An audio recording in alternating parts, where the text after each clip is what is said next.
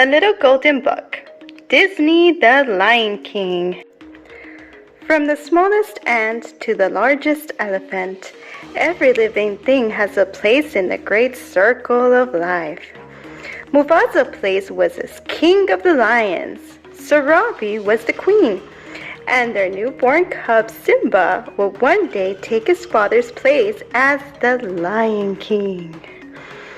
But on this day, little Simba rested in the hands of the wise baboon Rafiki, who sprinkled the cub with dust and welcomed the future king to the great circle of life. Mufasa's brother Scar did not attend the ceremony. He was not happy that Simba was the next in line to rule the Pride Lands, for Scar had always wanted to be king. Time passed and Simba grew. Early one morning, Mufasa took him to the top of Pride Rock. "Simba, look," he said. "Everything the light touches is our kingdom." "Wow," the young lion said.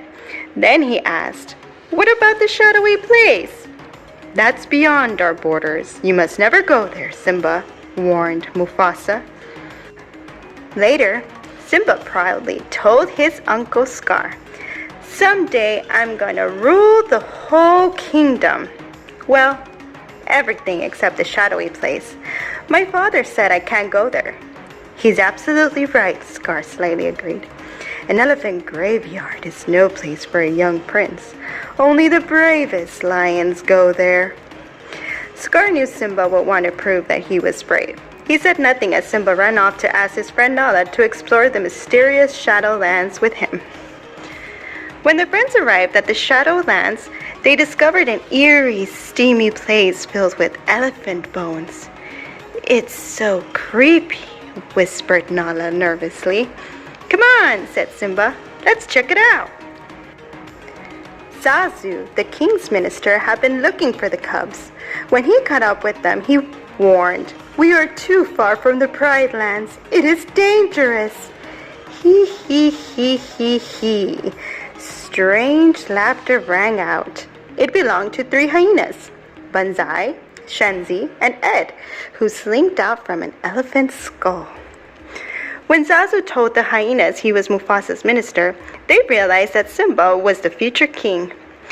"He's a king fit for a meal," Banzai snickered. The hyenas chased Simba and Nala. Suddenly, a thunderous roar rattled rocks and bones. It was the roar of Mufasa, the Lion King. The frightened hyenas ran away. That evening, Mufasa had a talk with Simba. "Being brave doesn't mean you go looking for trouble," he told his son. "Dad," Simba asked suddenly, "we'll always be together, right?" Mufasa gazed up at the sparkling heavens. "The great kings of the past looked down on us from those stars," he said. "Whenever you feel alone, remember that those kings will always be there to guide you, and so will I." Although Scar was angry with the hyenas for letting Simba go, he made a bargain with them. If they helped make him king, they could have the run of the Pride Lands. So Scar brought Simba to a vast gorge and promised the cub a wonderful surprise if he would just wait on a certain rock. Scar then signaled to the hyenas. The surprise turned out to be a stampeding herd of wild beasts, with the hyenas urging the herd on. The earth trembled. The wild beasts ran into the gorge, heading straight for Simba. He sought safety in a tree, but the branch bent under his weight. Just before Simba would have fallen beneath the pounding hooves, Mufasa grabbed him and carried him to a rocky ledge. Then, through the thick, swirling dust, Simba saw his father disappear under the thundering herd. When the stampede had passed, Simba found his father lying lifeless at the foot of a cliff. What Simba did not know was that Scar had pushed his brother off the rock. "If it weren't for you, the king would still be alive," lied Scar, appearing at Simba's side. "He tried to save me," said the cub, sobbing. "It was an accident." "Run away, Simba," Scar advised. run away and never return." Scar watched as Simba ran away. Then he sent his hyenas to kill the cub. But when the hyenas reached a thorny thicket, they stopped. "You'll never survive in the desert," they reasoned, and so they returned to the Pride Rock and their new king Scar. Under the burning desert sun, Simba surely would have died if it had not been for two curious creatures, Timon the meerkat and Pumbaa the warthog. Timon and Pumbaa felt sorry for the cub. They took him to their jungle home and taught him how to live by Timon's philosophy, Hakuna Matata, which meant no worries. They also taught the cub to eat insects. Simba tried to put the past behind him, but one clear night the stars reminded him of the old kings and his father Mufasa. Then, one day, a lioness chased Pumbaa. Simba rushed to protect his friend. "Nala?" he cried. "Simba?" the lioness said. "I thought you were dead."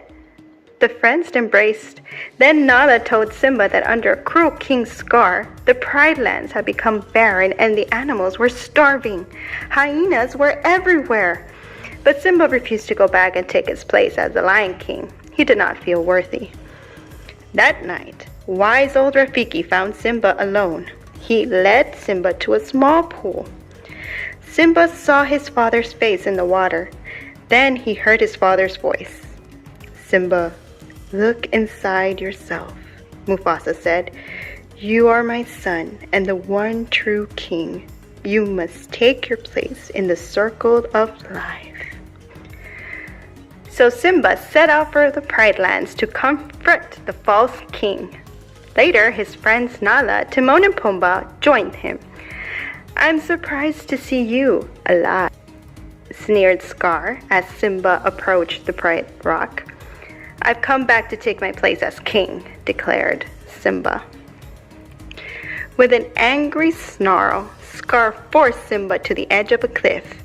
As Simba struggled to hold on, Scar leaned down and whispered, "Here's my little secret, Simba. You didn't kill your father.